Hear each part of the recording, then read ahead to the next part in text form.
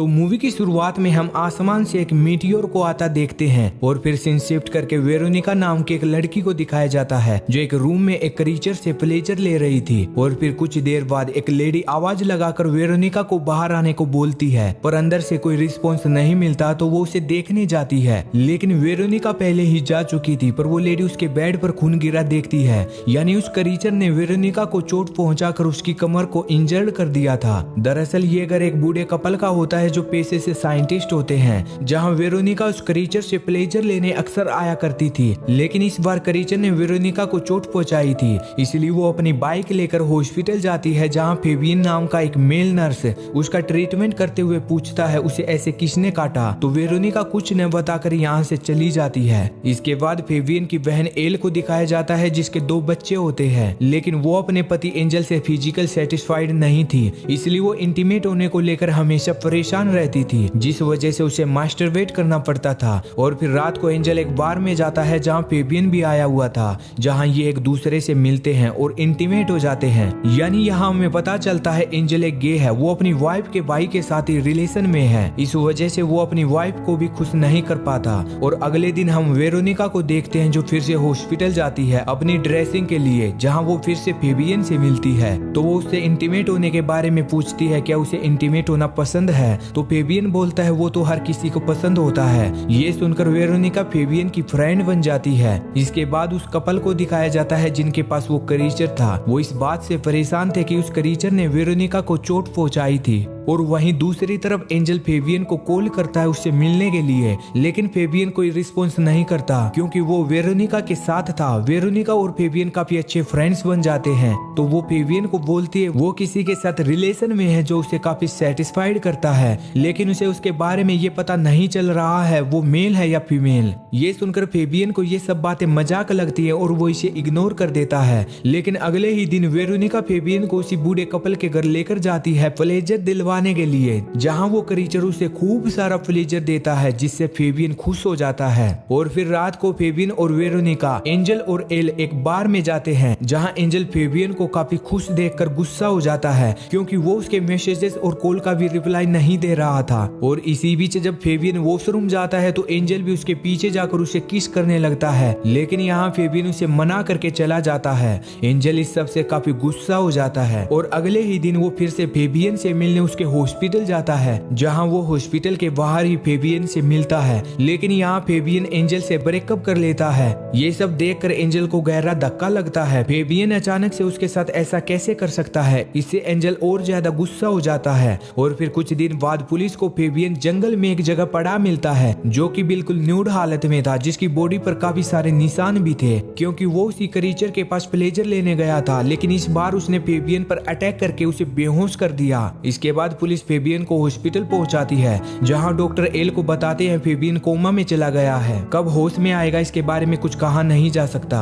ये सुनकर एल टूट जाती है, तो वहीं एंजल उसे संभालता है। और फिर अगले दिन वेरोनिका एल को एक जगह बैठा देखती है, तो वो उसके पास जाकर उससे फेबियन के बारे में पूछती है, तो एल वेरोनिका को सब बता देती है। इसके बाद ये दोनों फेबियन के घर जाते हैं, जहां एल को फेबियन का सेलफोन पड़ा मिलता है और एल वो सभी मैसेजेस देख लेती है जो एंजल ने फेबियन को भेजे थे, जिनमें से एक मैसेज ये भी था अगर वो उससे मिलने नहीं आया तो वो उसे मार डालेगा। ये देखने पर एल को उन दोनों के रिलेशन के बारे में पता चल जाता है, जिसके बाद वो सोचती है एंजल ने ही गुस्से में आकर उसके भाई की ये हालत की है क्योंकि उसके भाई ने उससे ब्रेकअप कर लिया था। ये सब सोचने के बाद एल अपने भाई की ऐसी हालत का जिम्मेदार एंजल को ही समझकर उसे पुलिस से पकड़वा देती है। और फिर जज को एल वो सभी मैसेजेस दिखा देती है जो एंजल ने फेबियन को भेजे थे। यहाँ हॉस्पिटल का एक वर्कर भी गवाही देता है, उसने भी हॉस्पिटल के बाहर एंजल को फेबियन पर गुस्सा होते देखा था। ये सब देखने और सुनने के बाद जज एंजल को सजा सुना देता है। अब एल अपने बच्चों के साथ अकेली रहने लगी थी। और फिर रात को उसके पास वेरोनिका आती है, जिसके बाद ये दोनों फ्रेंड्स बन जाती हैं। और फिर अगले दिन वेरोनिका एल को उस क्रीचर के बारे में बताकर उसे भी बूढ़े कपल के घर ले जाती है, जहां वो एल को बताते हैं वो उस क्रीचर से डरेन है, वो उसे इतनी खुशी देगा जो उसे आज तक किसी से नहीं मिली होगी।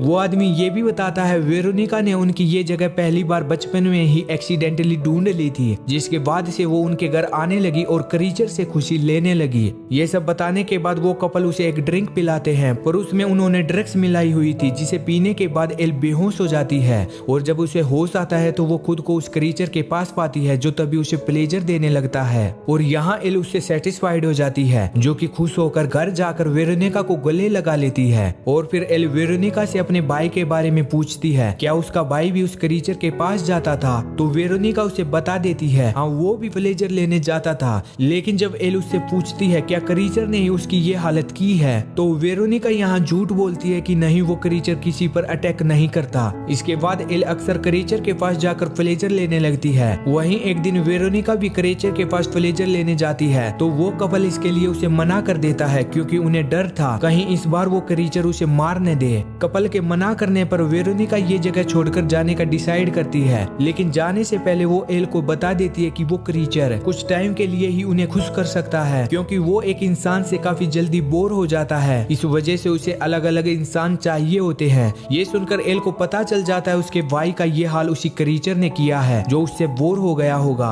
पर एल उसे झूठ बोलने के लिए माफ भी कर देती है, जिसके बाद वेरोनिका वहाँ से चली जाती है। लेकिन वहीं एल हॉस्पिटल जाकर अपने भाई की ऑक्सीजन हटा देती है, जिससे उसकी मौत हो जाती है। एल ऐसा इसलिए करती है क्योंकि उसके भाई ने उसके पति के साथ अफेयर करके उसे धोखा दिया था। दूसरी तरफ एंजल भी बेल पर बाहर निकल आता है, पर बाहर आने पर वो काफी गिल्टी था, इसलिए सुसाइड करने की सोचता है। लेकिन उसके डैड आकर किसी तरह उसे समझाते हैं। वहीं वेरोनिका को भी दिखाया जाता है, जो एक जगह एक आदमी से मिलती है, जिसके बाद वो उसके साथ इंटीमेट हो जाती है। लेकिन वेरोनिका उस आदमी से सेटिस्फाइड नहीं हो पाती और वो उस क्रीचर के बारे में सोचने लगती है। इसके बाद हम एल को देखते हैं, जिसके पास एंजल आता है। एंजल को लगता है जब वो उसके पास नहीं था तो एल किसी और के साथ इंटीमेट होती आई है, और तभी वो उसे पीटने लगता है। पर एल उसे घर से जाने के लिए बोलती है, तो एंजल अपनी गन निकाल कर उसे मारने की सोचता है, लेकिन गलती से गन चल जाती है, जिससे वो इंजर्ड हो जाता है। तो वो एल से हेल्प करने को बोलता है। एल भी उसकी हेल्प करने लगती है, लेकिन वो हेल्प के बहाने एंजल को उसे बूढ़े कपल के घर लेकर जाती है, जहां वो क्रीचर था।